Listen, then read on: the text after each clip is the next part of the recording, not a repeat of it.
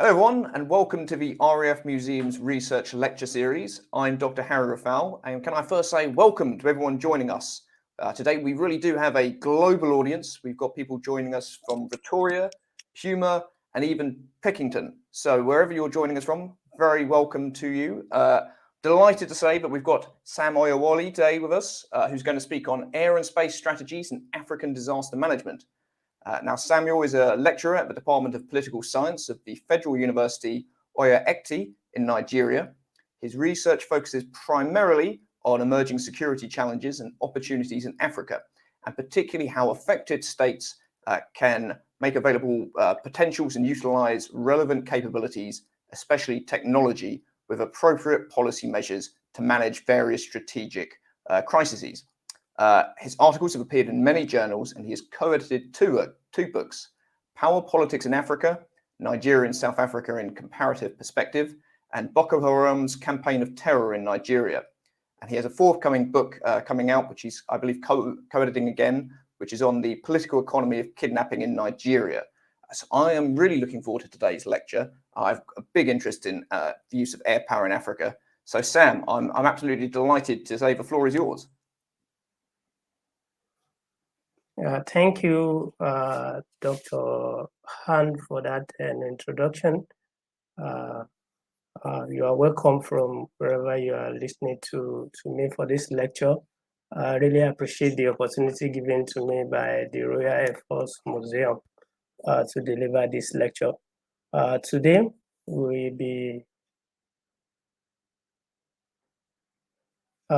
I will be talking on the subject title Air and Space Strategy in African Disaster Management.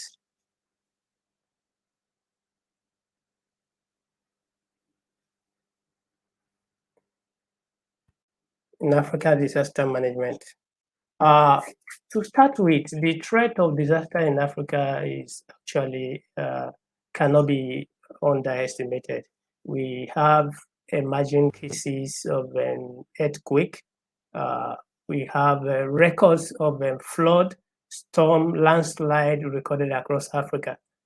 We also have man-made disaster like gas flaring, oil spillage, technological disaster, and many more that are actually threatening the fabric of life across Africa.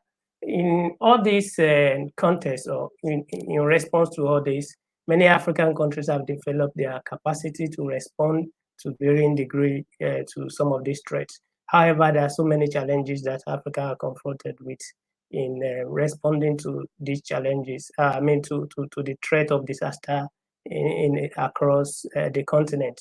And that includes the challenges, especially when we talk about this disaster management. We have the issue of preparedness, we have the issue of response, and we have recovery. This lecture will focus mainly on the issue of preparedness and response to disaster. And the challenges that Africa are faced with, mostly issue of evacuation.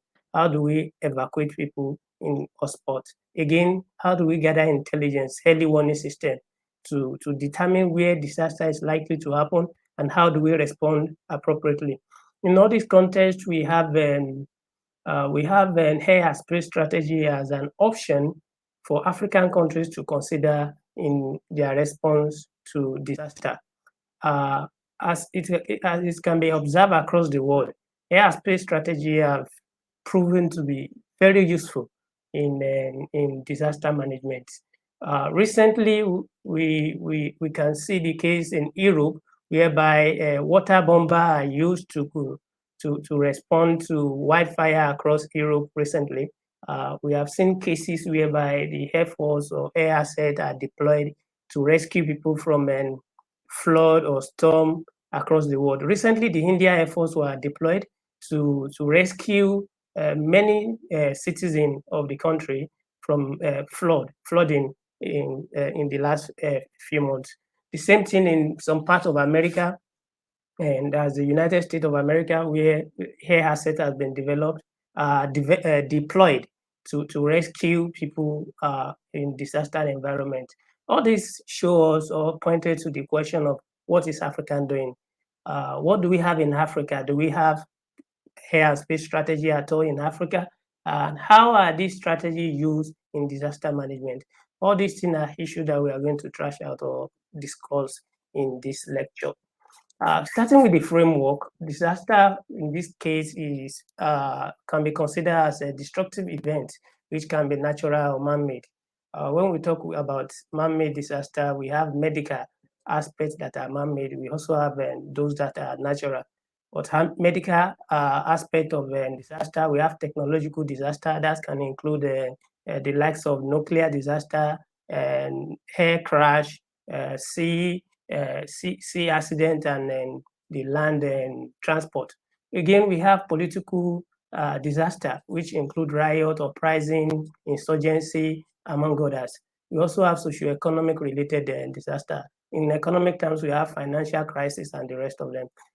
Natural disaster, which we take most part of this study, include astrophysical, biological, climatological, geographical, hydrological, meteorological disasters.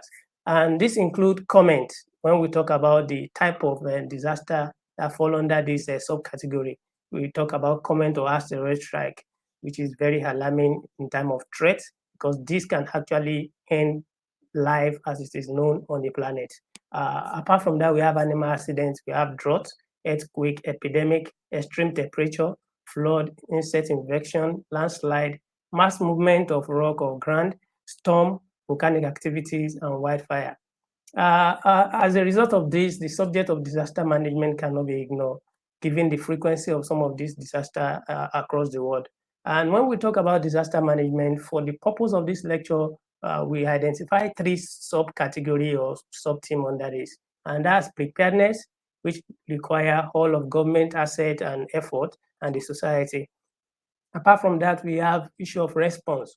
Early warning, protective measure, incident containment, and mitigation are the subject of interest under preparation. And lastly, we have recovery. After disaster, how do we recover from loss of life and property? How do we return the society back to normalcy? However, this lecture will focus mainly on preparedness and response. Strategy. For the sake of this lecture, strategy will be considered as the ends and the means, carefully planned and meticulously implemented action, asset, and purpose. So for the sake of considering this conception of a strategy, we take a strategy to mean the purposeful use of air assets for strategic ends. And when we talk about air assets, we have the likes of manned platform, we have the likes of UAV and UCAV, that's unmanned aerial vehicle and unmanned combat area vehicle, popularly known as drone. We also have missile. These assets can be used for civil, military, and commercial purposes. The same thing with the space assets or space strategy. Under space strategy, we consider space strategy as purposeful use of space assets for strategic purposes, which include civil, military, and commercial purposes. When we talk about space assets, we have the like of satellite system, observatory, launch pad, and vehicle. Then we come to issue of the integration. What's the relationship between air and space strategy? Or what possible relationship can we observe in air and space strategy? In some countries, we can observe something known as integration, the integration of air and space strategy for utility or for application. Again, we can have coordinated strategy, whereby air strategy is coordinated with space strategy. Again, we can have alignment, whereby there's no proper coordination, but in some cases, there's alignment of value of these two strategies. Again, we can have disarticulated strategy, whereby we have a state with some level of space interest and asset and air interest and asset without proper coordination of these for operational use. Again, we can have one-sided strategy, whereby a country have air strategy, well-developed air strategy, or a considerably development in air strategy without compensating space strategy. And in some cases, we can have absent or limited strategy, whereby a country does not really have sufficient or relevant air assets or space assets. In time of disaster, that's if you look by the left-hand side, you will see air and space strategy in disaster management. Those issues that are relevant to air and space strategy in disaster management include early warning. How do we gather intelligence on hotspots where disasters are likely to happen? Early warning, space assets like satellites and drones or air platform generally can be used to gather intelligence on possible location of disaster, either natural or artificial man-made disaster. Again, how do we evacuate people in an hotspot from hotspot? And then when we talk about evacuation, we can use both land and sea assets to evacuate. But air power provide invaluable opportunity for a country to evacuate people more rapidly away from a disaster hotspot before such incident occur. Again, real-time situation awareness during disaster. When disaster is going on, for example, wildfire, storm, flooding, and the rest of them, earthquake. How do we gather real-time situational awareness for analysis and decision making? Air and space platform provide the best opportunity in this consideration. Again, communication. Some disasters do destroy cables, ground cables that support majority of our communication, civil communication, and technical communication as well. That's paramilitary and military. How do we sustain line of communication? Space asset over invaluable asset in this consideration to support in time of communication in this disaster context. Again, we have command and control. How do we maintain command and control in a disaster environment? Space and air asset provide us with some of the best platform that we can think of while talking about disaster like flood, earthquake, and then wildfire. It's offer invaluable opportunity for command center to maintain communication and to maintain contact with those at the field. Again, search and rescue and search and relief. How do we search for those that are trapped in disaster hotspot? We can use air platforms, and we can also use space asset or satellite data to map out location and use air transport to evacuate or to rescue people out of the crisis. Again, how do we relieve those that are affected? After rescuing, we have to relieve those that are affected. Next on our line of thought is the methodology. Data for this particular lecture mainly derived from secondary sources. I hope my people in uniform will pardon me for any omission or commission that are related to secondary data. Again, we have quantitative and qualitative data for the sake of this lecture. Most of the data that will be used to analyze disaster in this context are derived from an emergency event database of CLED in July 2022. Report of military balance is actually relied on for the data on military asset, air asset, and to some extent the interest, to analyze the interest. The methodology, the method is MIST method. Now talking of threats of disaster in Africa. Africa, between 1900 and July 2022, Africa recorded 5,337 cases of disaster. That accounted for 21% of the total disaster recorded globally. So when you look at the right-hand side, you see a chart on trend of disaster by category in Africa between 1900 and 2022. And from that chart, you can see, and the table beside it showing the summary of that chart shows that between 1900 and 1949, there were only 0.9% of the total. These were only 0.9% of the total disaster recorded in the continent. More alarming, and the reason why this chart is more important, is that 71% of the total disaster recorded in Africa in the last 122 years were recorded in the last 22 years. So that means this century, we have recorded more disaster in Africa than any other time. And that shows the reason why disaster management cannot be ignored in this context. And 71% is an alarming rate for growing incident or documentation of disaster in the continent. Again, natural disaster accounted for 56% or more than 56% of the total disaster recorded in the continent. while 43% of those disasters were technological related.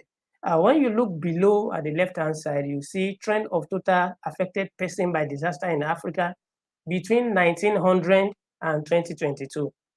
And from this data and the table, the summary table beside it towards the right-hand side, we see that 653 million people have been affected by natural disaster in Africa in the last 122 years. Again, we have 61% of the people affected. That's more than 400 million people that were affected by disaster in Africa were recorded between year 2000 and 2022. This show alarming rates of disaster record in Africa, and the number of people affected are increasing and increasingly alarming. Out of this, natural disaster accounted for 99% of the total number of people that are affected by disaster. That shows that more attention needs to be paid to natural disaster or the threat of natural disaster in Africa. Also, going forward on threat of disaster in Africa, the two maps that we have here, the first one look into the spatial distribution of disaster in Africa between 1900 and year 2022. And from this map, we can see that Nigeria accounted for the highest rate of disaster recorded in the continent, with 500 cases of disaster within this period of time. South Africa, other major disaster hotspots in Africa include South Africa, DRC Congo, Tanzania, Egypt, Sudan, Niger, Algeria, Mozambique, Madagascar, Morocco, and Niger. Other countries are also present with their figure showing close to in their location. Next is a map on spatial distribution of disaster deaths in Africa between 1900 and 2022. And from this data, we can see that Ethiopia happens to be the most affected country by disaster in the continent. Ethiopia lost more than 400,000 people to disaster within this period, followed by countries like Niger Republic, with more than 196,000 people lost to natural disaster. Other alarming countries are Uganda, Mozambique, Sudan, Nigeria, and so on. You can see the details of this data as presented in the map. Now, on subcategory of disaster recorded in Africa between 1900 and 2022, we can see that the most alarming of all this record is transport accident. It's more than 1,000 cases, mainly of air crash and sea accident. Again, another alarming incident that has been documented extensively in Africa is flood. Flood has accounted for more than 1,000 cases of disaster that were recorded in Africa. Epidemic is another thing. Drought, storm, miscellaneous accident. Wildfire accounted for 35. Earthquake is another thing. 74 cases of earthquake were recorded in Africa within this period. Landslide were recorded 59, while insect infection 77. Industrial accident 162. And all this shows alarming cases of different natural disaster by subcategory in Africa. Beside it is a chart showing us the number of homeless people due to disaster cases in Africa between 1900 and 2022. Out of this, we can see that more than 7 million people lost their home due to flood. More than 7 million people lost their home due to flood, while more than 1.9 million people lost their home due to storm.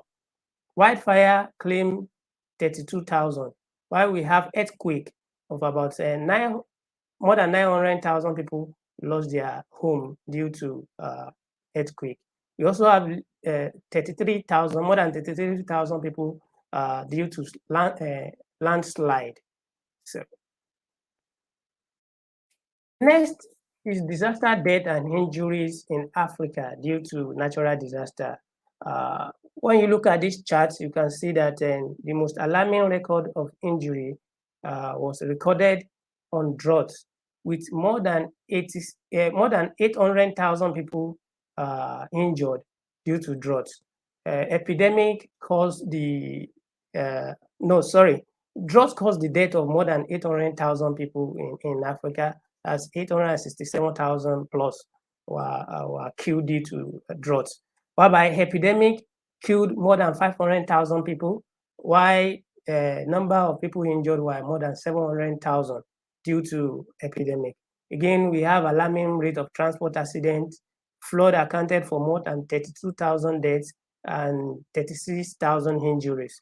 Earthquake also accounted for 21,000 plus deaths and more than 66,000 people were injured. You can check the detail for landslide as well. Landslide accounted for more than 3,000 deaths and 464 injured. Storm also 8,000, more than 8,000 deaths and more than 24,000 people were injured. Wildfire is also another force in the continent, with more than 700 people injured, more than 400 people killed. Next is the total affected person by disaster type in Africa.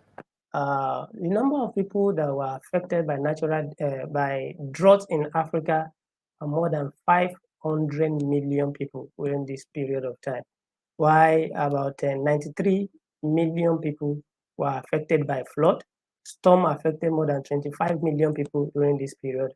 About 15 million people were affected by epidemic, while earthquake affected more than 2 million people.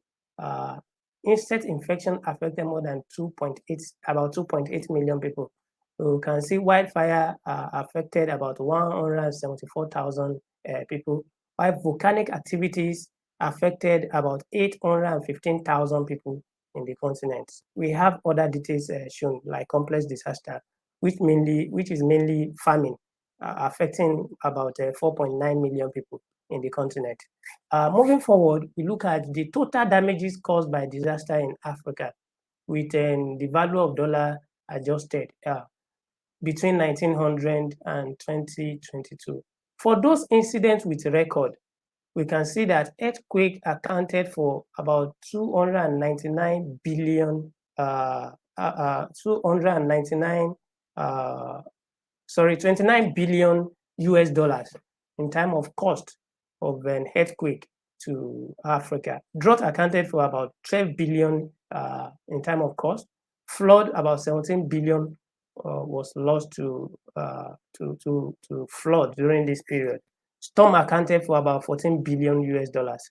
This shows alarming rates of loss of life and property due to natural disaster in Africa. We can see the data for wildfire as well. About 1 billion US dollars was lost to this particular disaster. Now, talking about all this record shows us the importance of disaster management, the need for us to pay more attention to disaster management in Africa. And as a result of that, we then go forward to look into details of disaster management in the continent.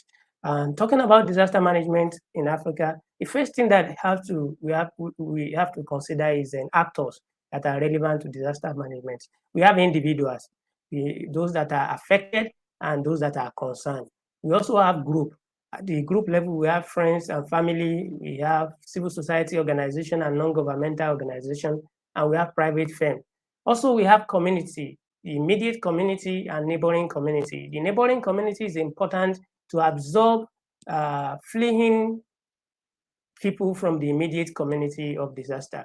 Again, we have subnational blocks that are relevant while thinking of disaster management in Africa. The first in this list is primordial group. We have ethnic group and religious group. We have clans, and all these group or grouping are relevant while talking about disaster management in the African context. Again, we have subnational units like a local government, authority, and counties, depending on the political structure, either federal or unitary system in operation in that country. Again, we have states, regions, and provinces.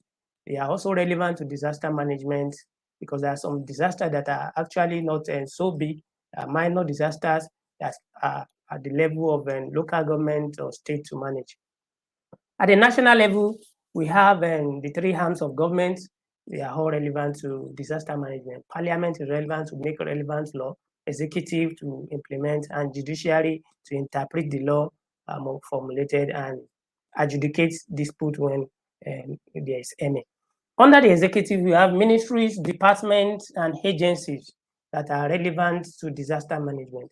Almost all ministries or departments and agencies are one way or the other relevant to disaster management, depending on the disaster in question.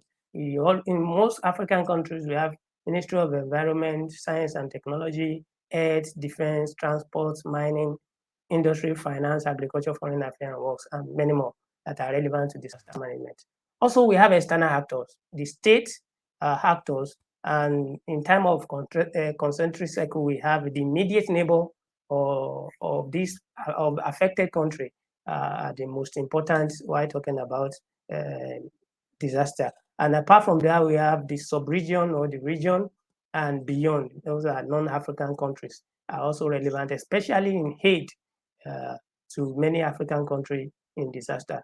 While talking about beyond the issue of state, we have international governmental organizations, we have international non-governmental organizations, multinational corporations or transnational corporations are also relevant to the subject of actors in disaster management. Then what are the actions required of all these actors? We have three major categories of responses or action required of this actor. The first one is preparedness. Actors, especially the national government, have the responsibility to prepare for disaster.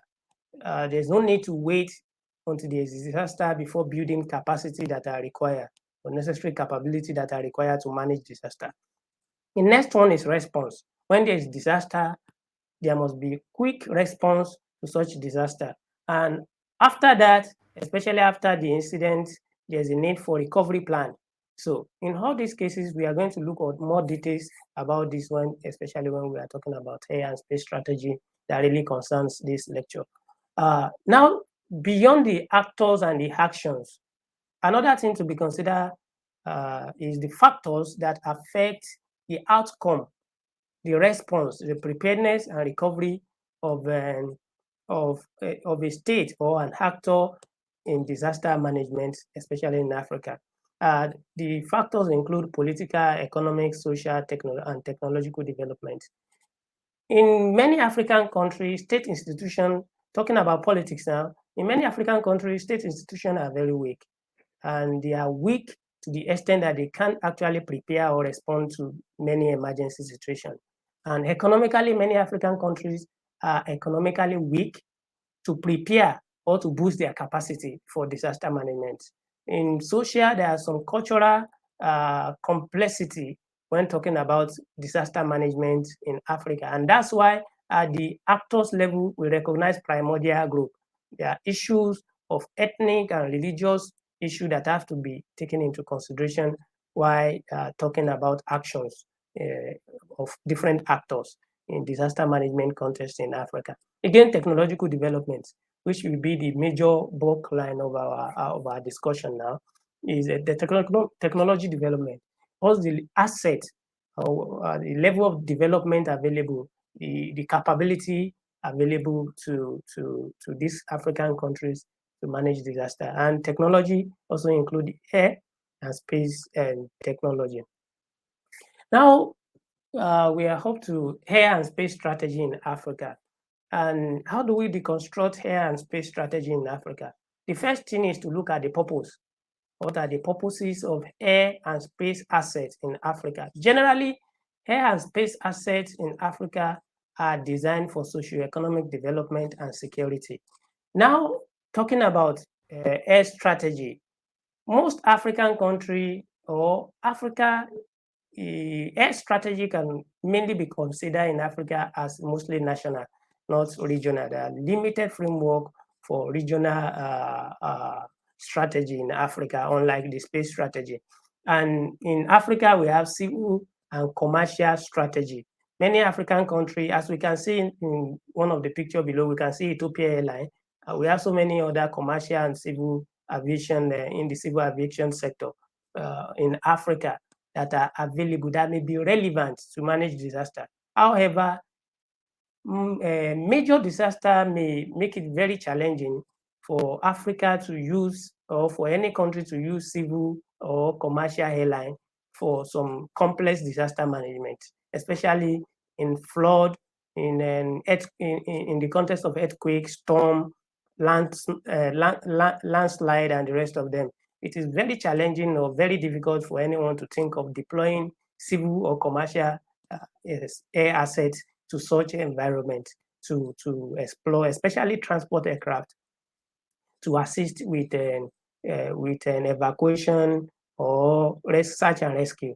However, in all this context, military and paramilitary asset happens to be the best option for most countries. However, civil and commercial aviation can also support the activity, especially in mobilizing assets that are relevant to the nearest possible spot. In terms of disaster management, there are many African countries with clearly stated air strategy to support disaster management. There are many African countries like Nigeria, Ethiopia, and the likes of South Africa have clearly stated air strategy to support disaster management. Again, there are many African countries with ambiguous strategy. It is neither clear, they don't have a clearly stated or known, and we have category of an ambiguous, unstated, or unknown strategy. There are so many countries that we can only guess what their level of their strategy or planning and air-related assets can be deployed for disaster management, because there's no concrete structure for that purpose. Again, we have space strategy. Space strategy in Africa can be considered at a regional and national level. There are regional strategy in Africa, as we have an African space strategy managed by the by African Union, and recently we have African Space Agency established with headquarters in Egypt. Again, we have RASCOM, which is a regional body with more than 45 member states as a sponsor of 2 satellites that were used for communication across Africa. Now, looking at the specific details of this strategy, space strategy can be used for civil, commercial, and military or paramilitary purposes in Africa. Very few African countries have this military and paramilitary strategy. For more than 20 African countries, about 20 African countries now have civil or commercial related space strategy. Why very few, like about less than 10 African countries, have military strategy. Only few countries like Nigeria, South Africa, Egypt, Morocco have semblance of what can be considered as a military space strategy. Now, in the context of disaster management, space strategy in few African countries, in about dozen of African countries, are clearly stated. For those countries that have space strategic document or strategic plan, some of them clearly stated their objective to use space assets for disaster management. We can see that in space strategy document of Nigeria, South Africa, Ethiopia, and the rest of them. However, there are some African countries without clearly stated ambition in this area, but they have desire that are yet to be properly conceptualized. Now, talking about air and space assets in Africa, beyond desire or interest to use this strategy or this asset for development or for security, and in this context for disaster management, what are the assets available to African countries? As we can see in the first chart by the left, we see that less than 10 African countries actually have a paramilitary air asset or air platform. Less than 10. Only Algeria, Kenya, Malawi, Mauritius, Morocco, Nigeria, Tanzania, and Tunisia are found to have air assets for their paramilitaries, as we can see. And these are limited in numbers. Again, when we look at the right-hand side, we see air platform by African armed forces. Because most African paramilitaries are not properly equipped for for disaster management, in most cases, the expectation is that the military have to come in to support the civil authority in various disaster management. And as we can see in this chart, the total air asset available to African armed forces is about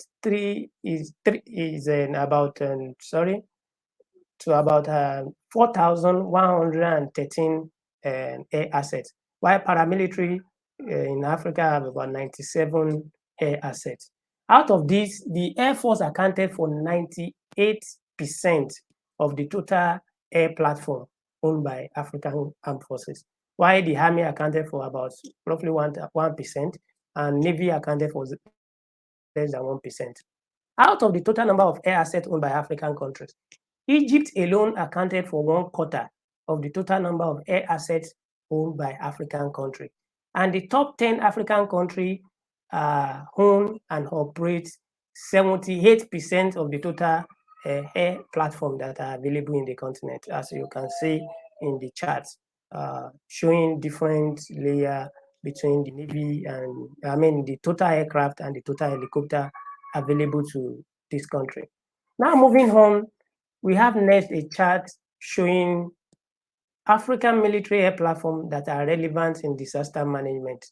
As we can see, these are different air platforms that we are going to go into the details later, owned by different African countries that are relevant.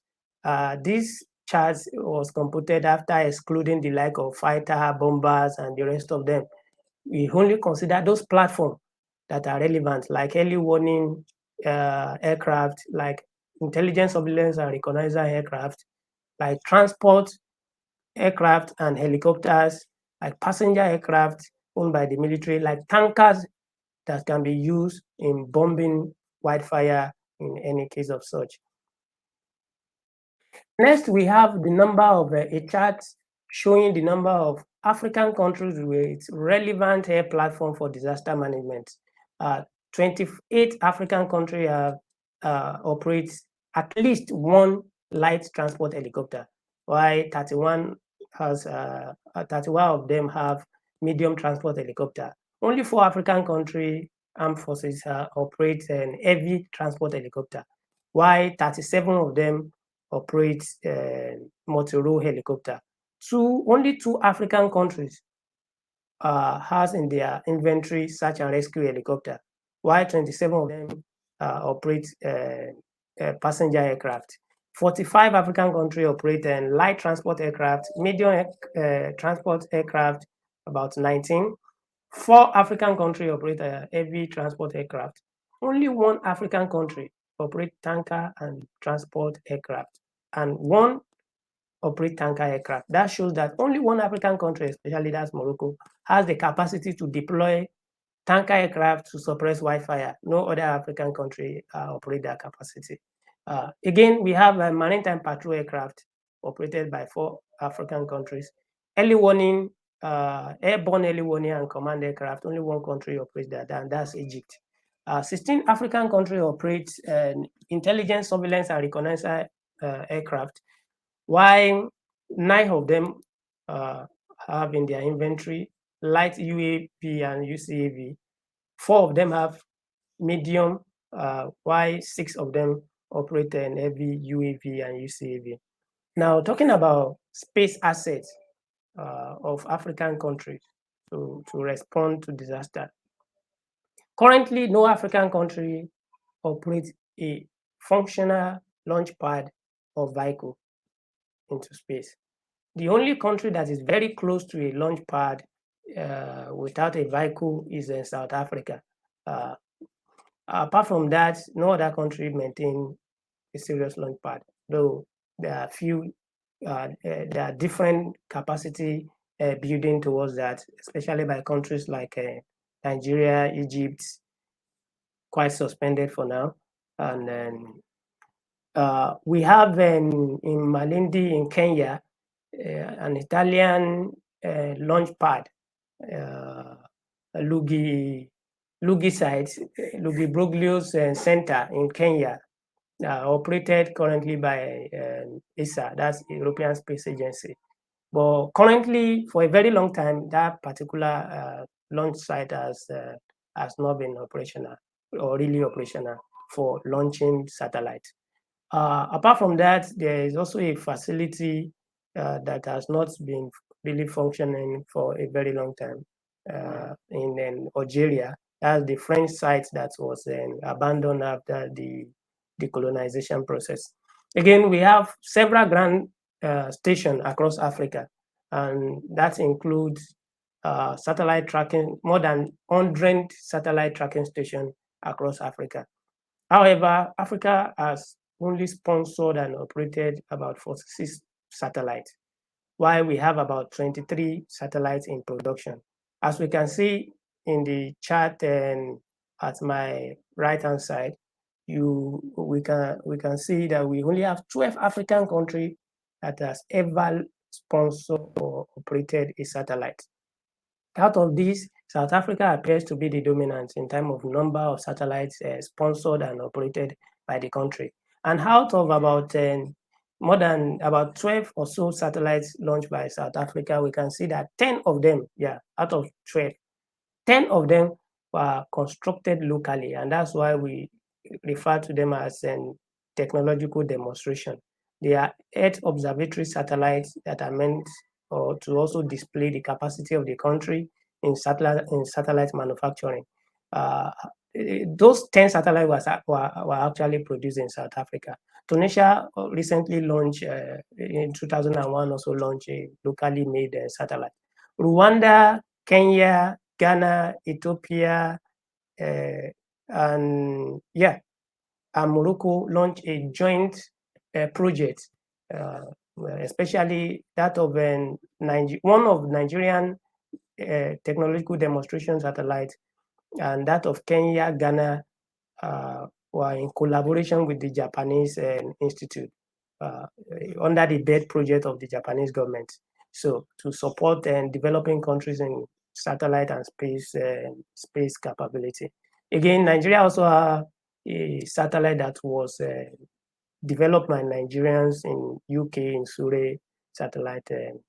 However, South Africa had one military rated satellite for military purpose, has launched one in 2014, making South Africa to be the first African country to ever launch a military satellite.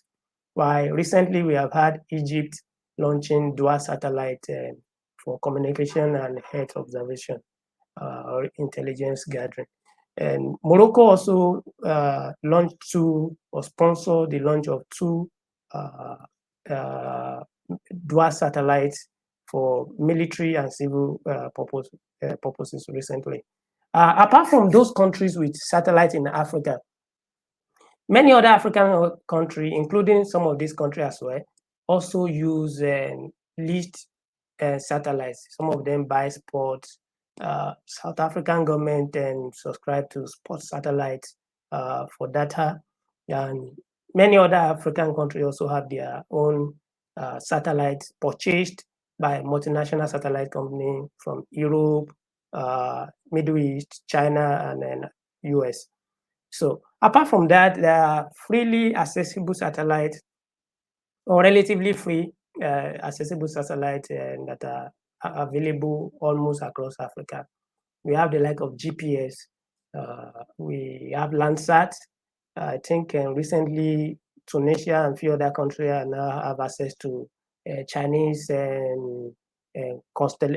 navigation satellite constellation. And I'm not too sure for now that Russian GLONASS is available in Africa. But a lot of constellations are freely available for research and relevant to disaster management. Apart from the capacity of African country in terms of satellite available, we also need to consider their operations or operationalization of air and space strategy. So first, we talk about preparedness, how African countries are prepared when it comes to air and space strategy in disaster management. And the first grade that we consider is integration or integrated strategy. Well, on paper, some African countries can be considered to have something close to integrated strategy. Countries like Algeria, Egypt, Nigeria, South Africa. By capacity, those countries have something close to integrated strategy. But in most cases, this country have left many people wondering whether there's any sense of an integrated strategy in their disaster management. So more preferably, I like to classify most of the advanced African country in this context under coordinated strategy rather than integrated strategy. Under this, we have the likes of Algeria, Egypt, Morocco, Nigeria, Kenya, South Africa, and Tunisia, having something related to coordinated strategy, whereby deployment of air and space assets can be, say, in coordinated line or coordinated futures. So for this country, we can actually consider them to be the most advanced in coordinating their air and space strategy in disaster management. However, this has been displayed more by countries like Nigeria, South Africa, and Kenya in disaster management. At least there are a lot of reports to show that these countries are actually coordinated in some cases, not in all cases. So again, we have disarticulated strategy for some countries that have nascent interest in space.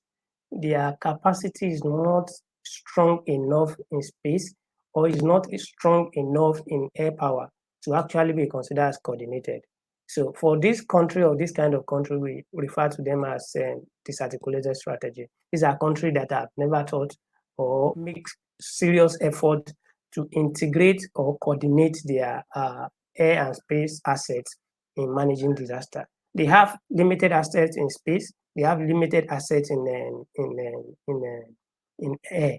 So, but these have not been really considered integration in integrated term or in coordination for disaster management. These are Angola, Cote d'Ivoire, Ethiopia, Ghana, Libya, Mozambique, Rwanda, Sudan, and Zimbabwe.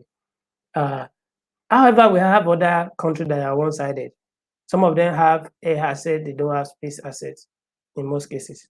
And that include medium, by African standard, medium air power in the continent, like Cameroon and Chad, but without serious space investment or assets to complement as integrated or coordinated space, air and space strategy. The likes of countries that fall into this category are Benin Republic, Burundi, Cameroon, Cape Verde, Central African Republic, Chad, Congo, Djibouti, Gambia, Lesotho, Madagascar, Malawi, Niger Republic, Sudan, South Sudan, Togo, Seychelles. And there are countries that we can hardly find any major military or paramilitary air assets and major space assets or interest. And these are Sierra Leone, Somalia, and Liberia. Now, beyond the issue of preparedness, how has African countries responded to disaster management in terms of early warning, evacuation, real-time situation awareness, and the rest?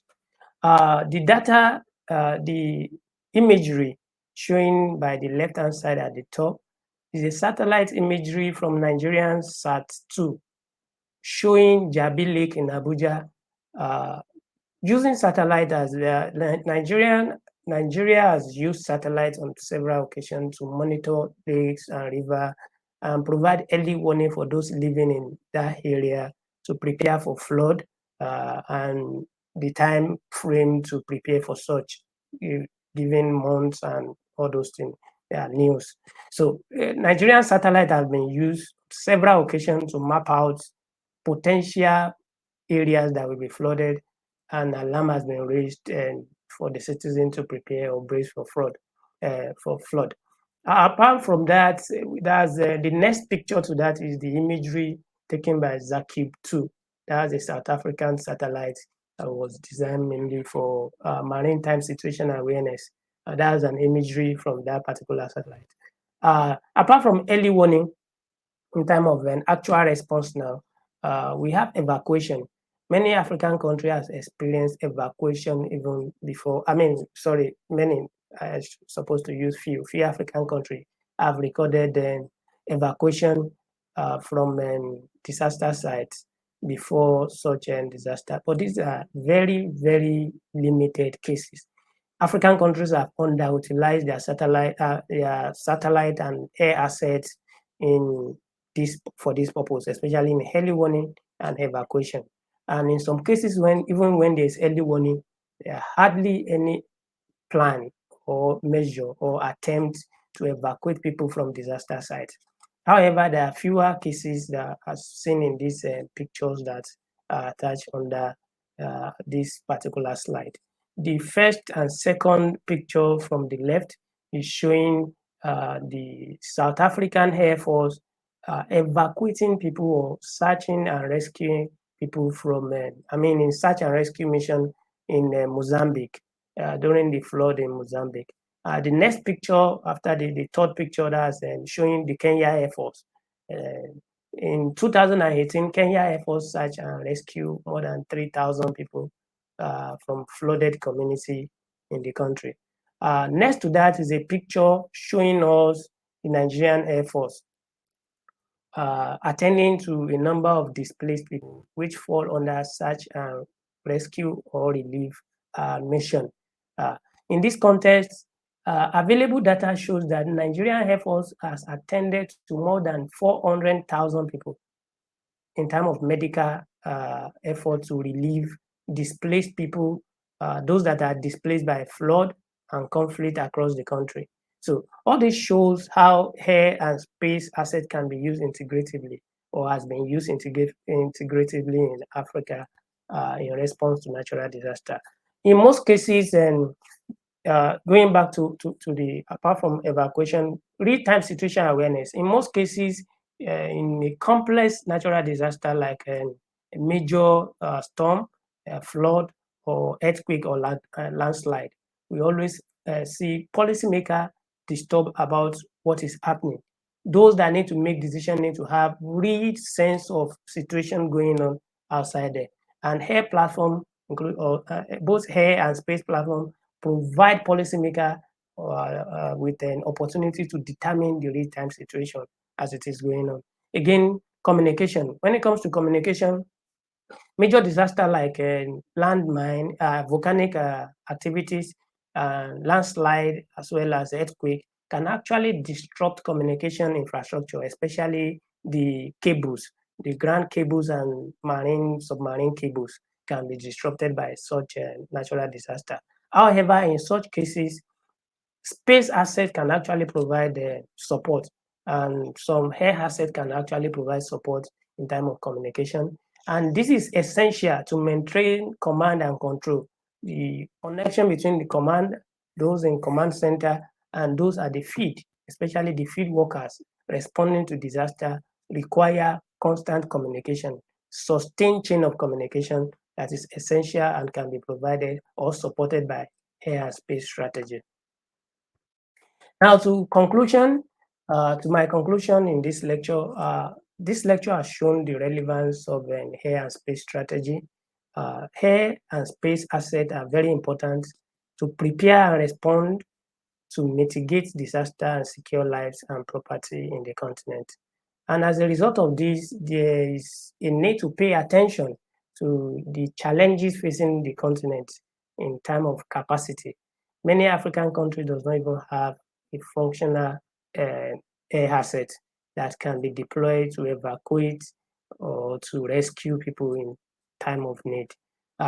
This weak capacity, we have to pay attention to it. As a result, apart from that, we have underutilization of assets.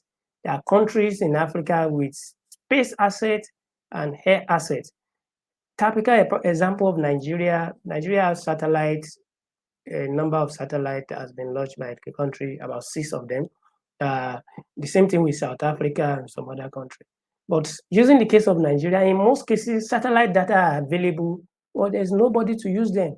Those that are supposed to use them don't follow those satellite data to implement their policy or to implement their activities.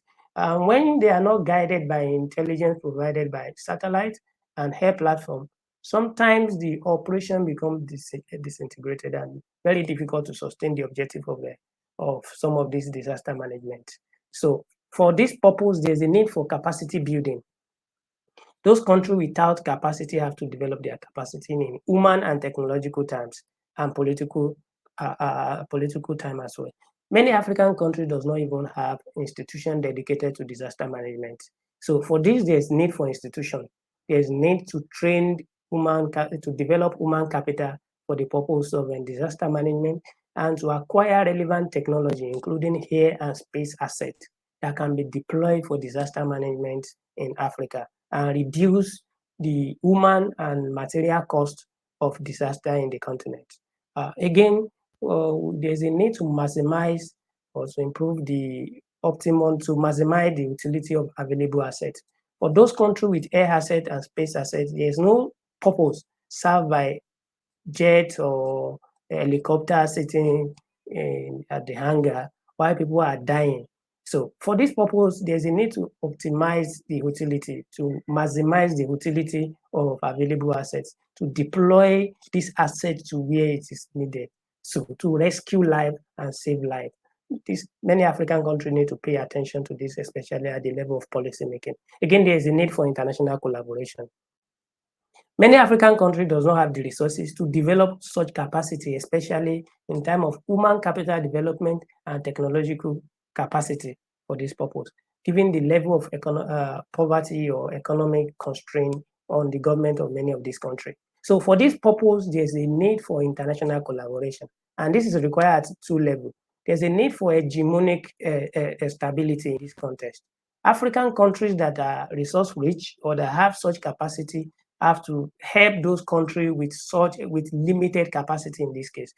This is evident in the case of South Africa deploying its air force to support Mozambique and some other Southern African countries to rescue people during flood, especially massive flood that were recorded in some of these countries. Again, Nigeria has also used air platform to send aid to neighboring countries and across Africa. Last year, Nigeria deployed the Nigerian Air Force helped ECOWAS to supply the other 15 African ECOWAS countries with aid to support them with COVID-19 response to COVID-19. So in all these cases, there's a need for more collaboration. In all these cases, there's a need for more international collaboration at the regional level and beyond Africa.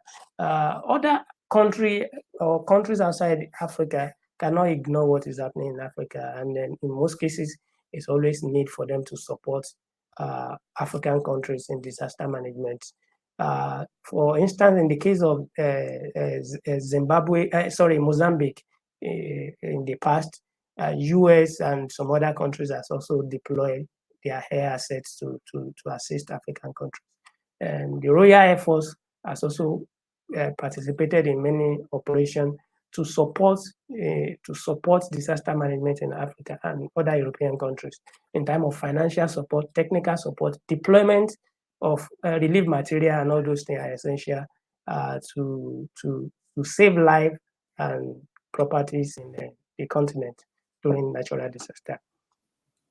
At this junction, we'd like to thank you for your attention. While I wait for your question and answer. Thank you. Brilliant, Sam. I enjoyed that. It's very interesting. The data at the start in particular was quite stark and shows just what a problem this is. Before we move on to the Q&A, I just encourage your audience to put questions in using the Ask a Question function. And then, Sam, you can answer them as I put them to you. Before we begin that, though, we'll also be hosting a lecture in 2 weeks' time. Shortly after that, on the 5th and the 6th of September, we'll be hosting our annual conference. You can find the links for all of those on our channel. Our Crowdcast channel is available at the top of the page. It's with the RAF Museum logo. You should be able to see it. And if not, you can enter crowdcast.io/RAF Museum. And that will take you to all of our future events, and our previous events are available there to watch as recordings. Now, Sam, I really enjoyed that lecture. I thought it's a nice place to end, of course, talking about international collaboration, not least because it does involve the RAF Museum. Sorry, not the RAF Museum, the RAF, which of course makes it relevant to us at the museum. And I wonder, what are the benefits both ways towards international collaboration as you see them in terms of air and space being used in disaster management? Okay, the benefit is, we can't underestimate the benefit. We have so many benefits to that in the international collaboration. We have many African countries supplying natural resources or so many other raw materials to Europe and the rest of the world. For those countries destroyed by disaster without any support from the international community, a burning side of the world will also affect the rest of the world. That's the system theory. We are locked in the complex interdependency. Any major disruption in any part of the world will affect the rest of the world. So we have to come to the aid of any country in disaster, because destruction of that country does not bring any good to partner nation. These are countries that are locked up in international trade. Many African countries supply raw material, food, especially cash crop, to Europe and the rest of the world. Nigeria is a major hair producing country. So if there's a major disaster in this site, ignoring such crises, we also undermine international trade, or we affect international partnership in trade and in commerce. So, and as a result of that, there are so many investments, international investments in Africa. So we can't ignore this. We have foreign citizens in this country as well. So there are so many reasons why there's a need for international partnership to support this country. So that's for those countries that are supposed to support, or the European countries and the North America. They can't ignore Africa. It's very important. Yeah, I thought the point you made around the access that states have through leasing or just agreements to use certain assets was really interesting when it came to space. What are they using them for? Do we know? I mean, is it in terms of prevention, gathering data so they can get out ahead of disasters? Is it specifically during disaster response, both acquiring data and seeing where assets both really need to be pointed at? Is it sort of combination? I mean, does it vary a great deal between states? Yeah, there's variation in such support, but there are many cases whereby the support has been vice versa as well. There are cases whereby Nigeria has also supplied satellite data to other parts of the world.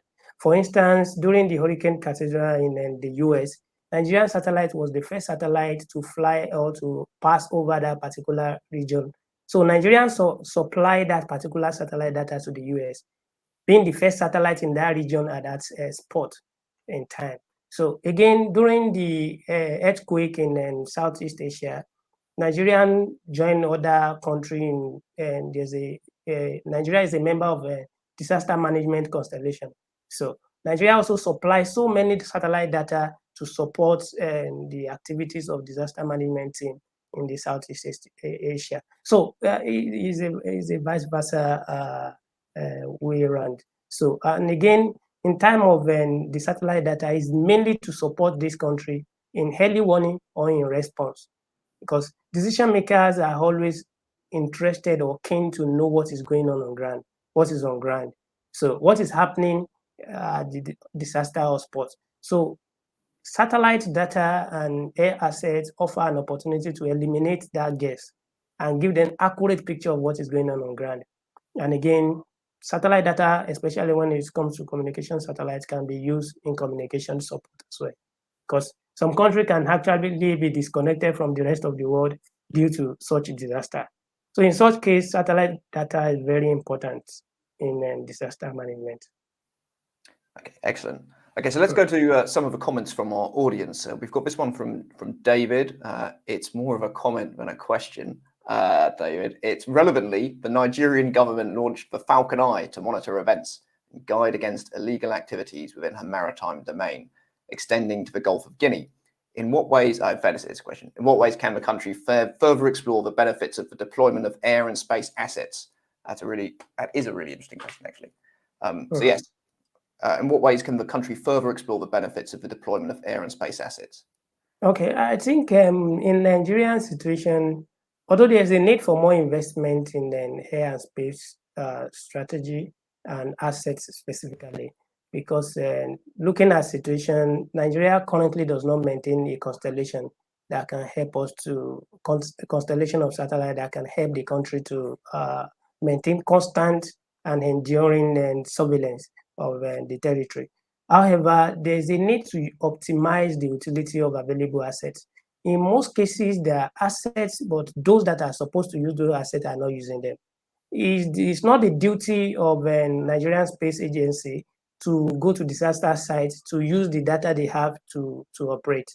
It's their duty to generate the data and hand it over to the right agency. That's the NEMAN, National Emergency Management Agency. Now it's the duty of NEMAN to take it up from there.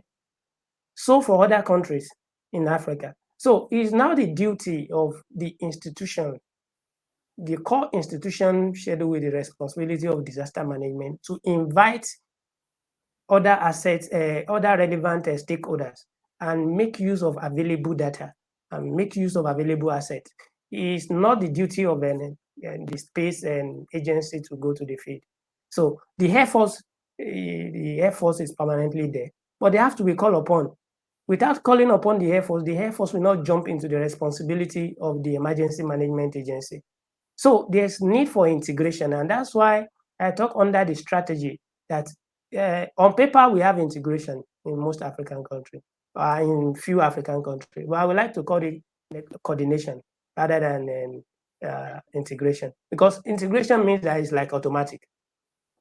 Whenever there's disaster, all assets will be made available to support disaster management. But in the case of Africa, it's not always the case. There are some cases you may have all these assets available. In many other cases, they may not be available. Even when they're available, they may not be utilized. So these are concerns, and to better enjoy the benefit of air and space strategy, there's a need to move from coordination to integration for African countries and for Nigerians specifically. Thank you.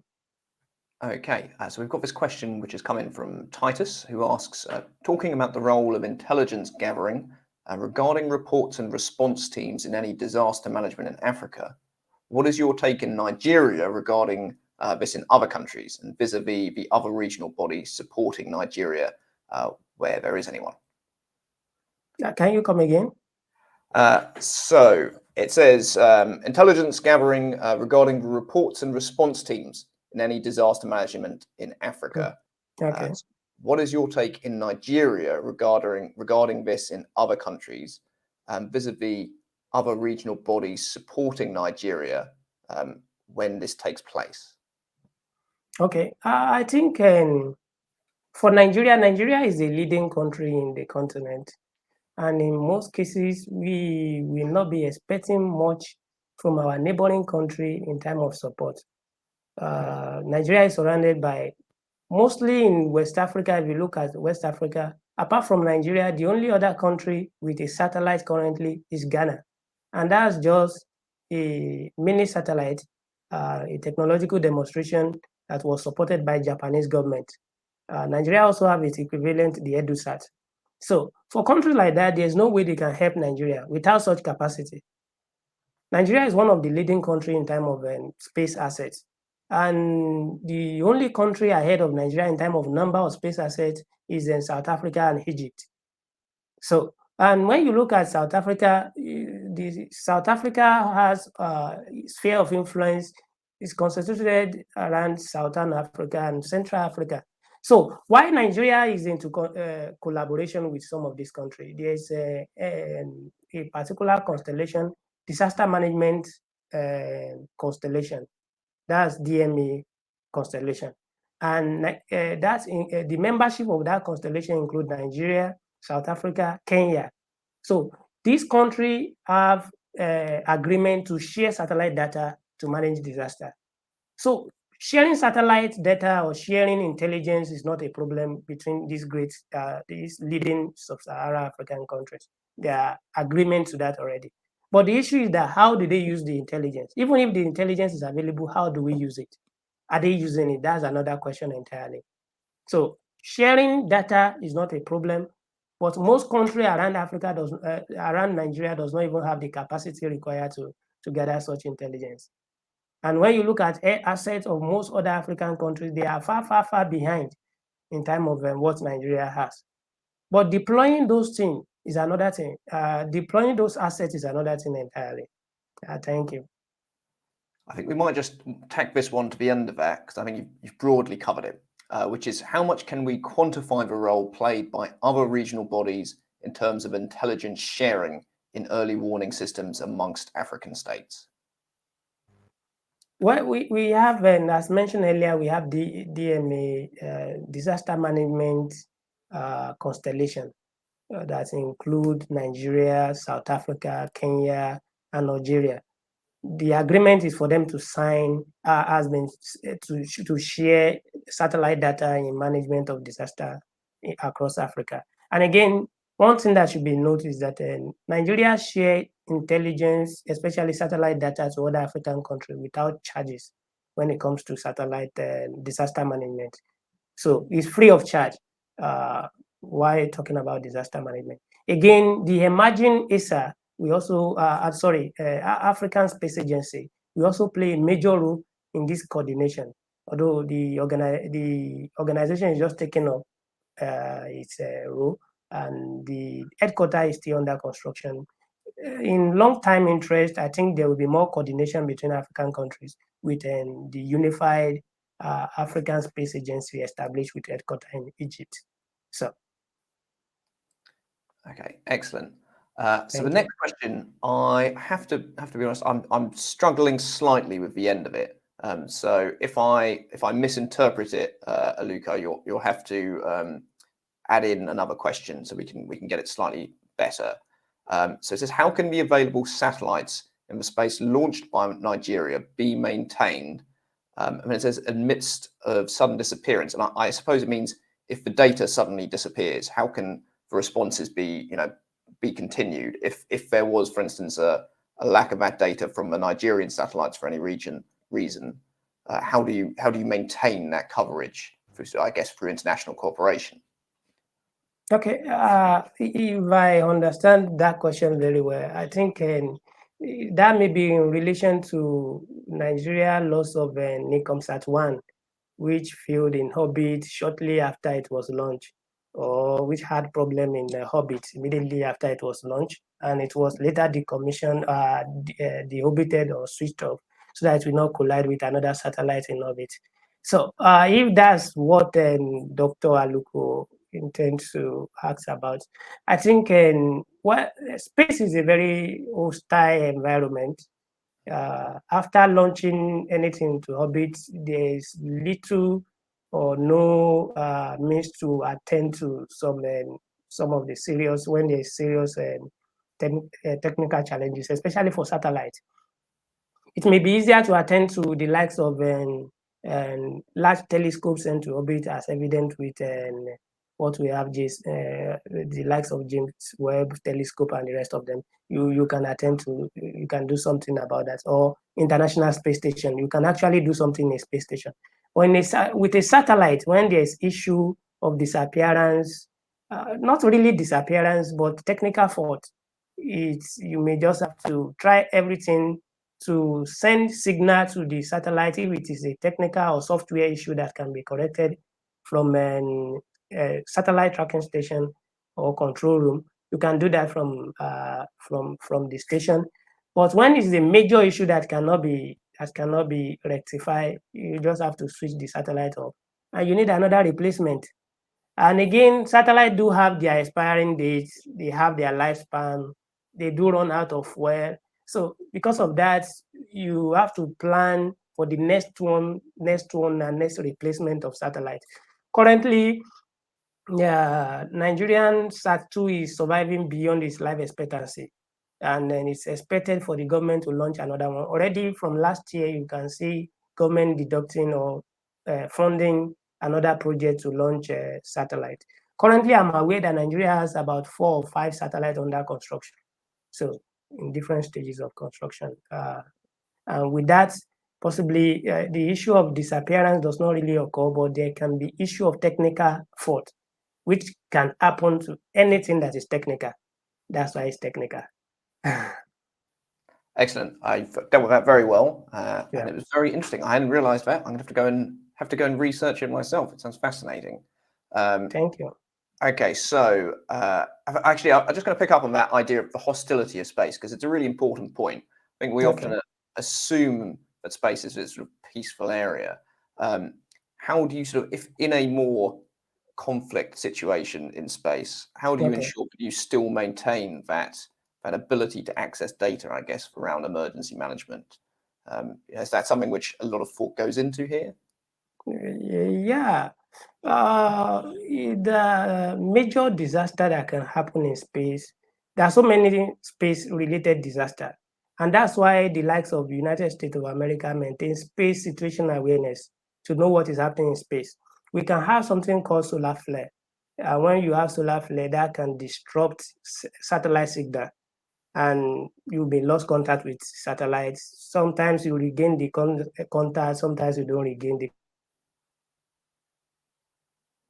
contact. Apart from that, if there's a major accident or collision of one satellite with another, it can also lead to loss of signal. Again, in the worst case scenario, there can be asteroid or comet strike colliding with a satellite, and in that case, that would be a terrible scenario because then the likelihood of survival for that satellite is extremely unlikely.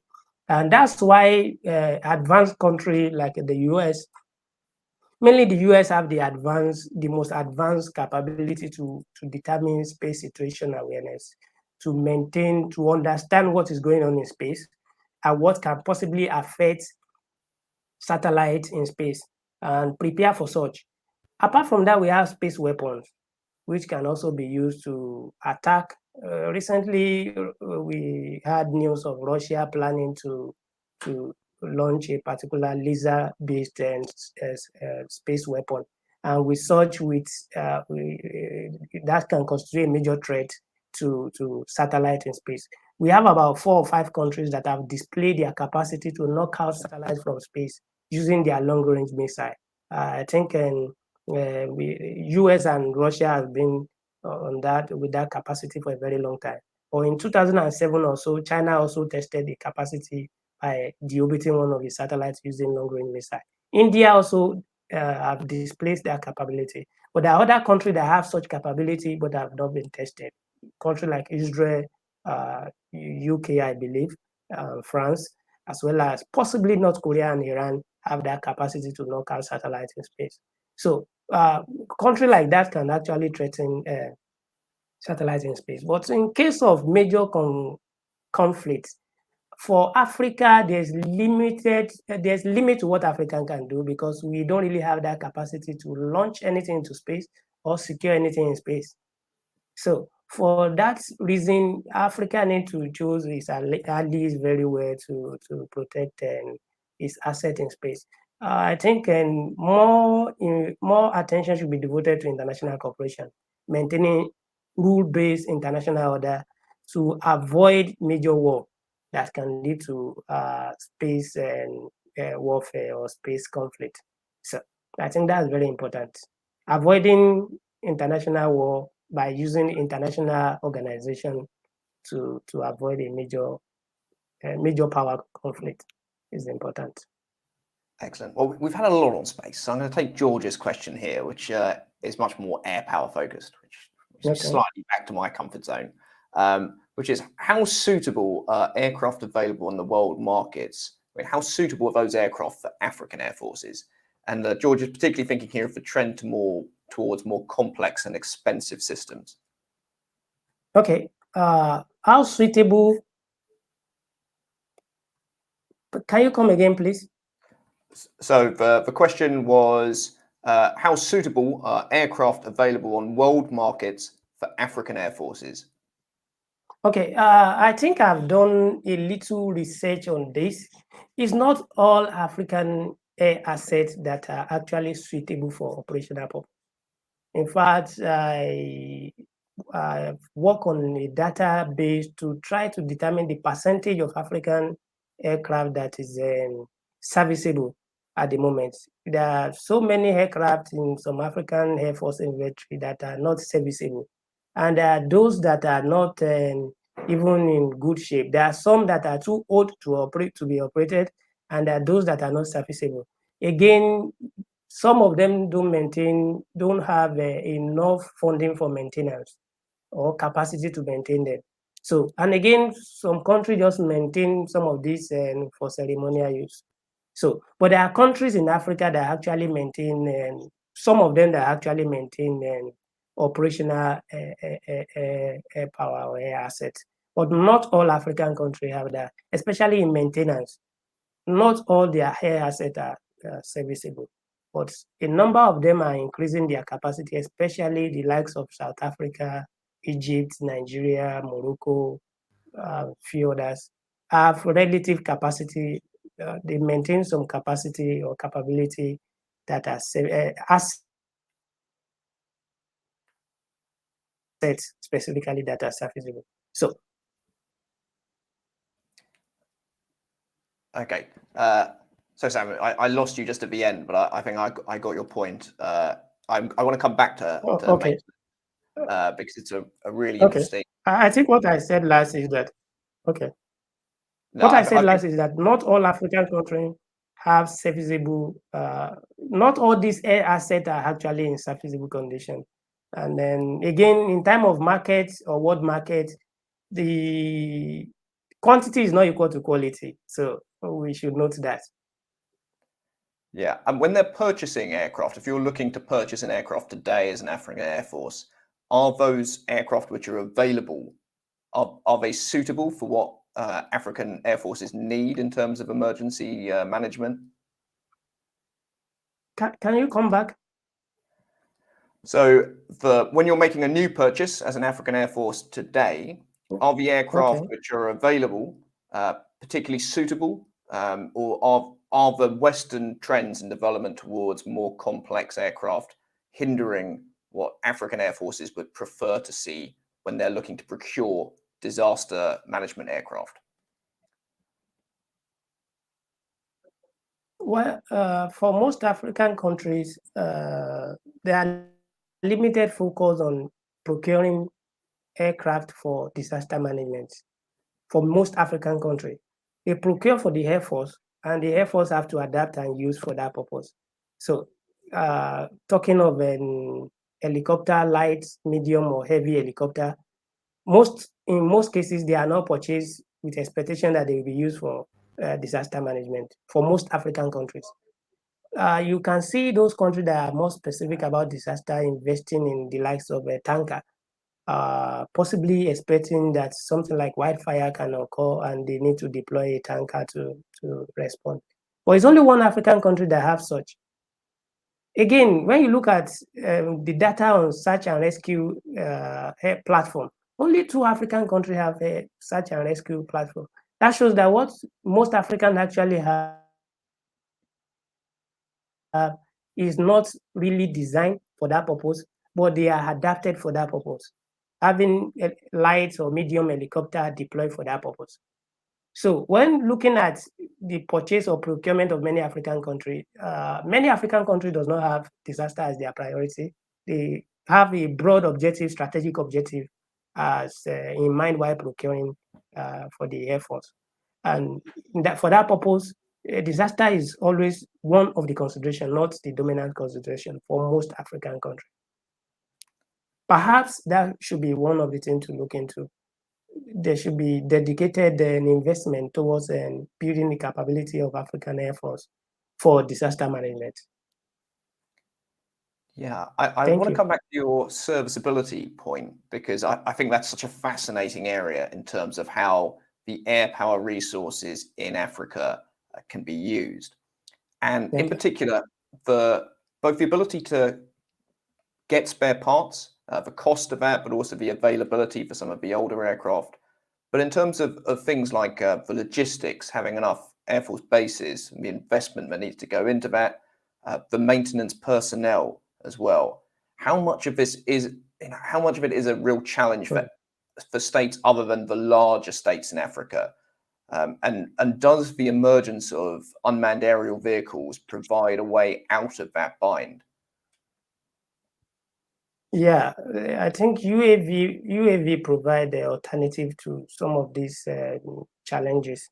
But if you look at the data presented on the issue of EAV, the total number of African countries with UAV are just around 10 or less. So even in this capacity, there are fewer African countries. Still the largest, all these leading African countries owning this capability. And that's why international cooperation is very important. Most African countries does not have that capacity or capability or operational capability. They may have capability that are not operational. So, but very few African countries have that operational capability, and they need to rise to help other African countries in need, especially in cases of major disaster. They need to deploy their air assets to support or space assets to support. So only few African countries. In fairness, when you look at the quantity and the quality, just about dozen or less, around dozen African countries actually have that operational capability to deploy for disaster management. In time of serviceability, in time of quick response, in time of integration, because you see a country with you see some African country with 2 or 3 helicopters. The chances that those 3 helicopters will be available for disaster management is limited, because you may find out that this helicopter is just meant to transport politicians, their head of state and their relative or their friends from one place to another, and not for operational purpose. So only few African countries have that capacity, and those are the leading African countries that were identified in the charts presented. Okay. Well, thank you very much for that, Sam. I think unfortunately we've run welcome. out of time for any more questions, which is a shame because there are some good ones in there.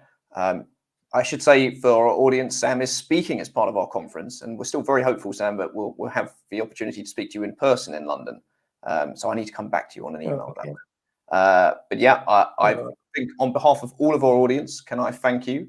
On behalf of the RAF Museum, can I thank our audience as well for joining us? It's great to see such a broad audience joining us with some real expertise as well as some general interest.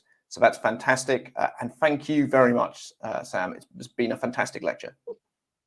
It's my pleasure. Okay, well, goodbye, everyone. Yeah, bye.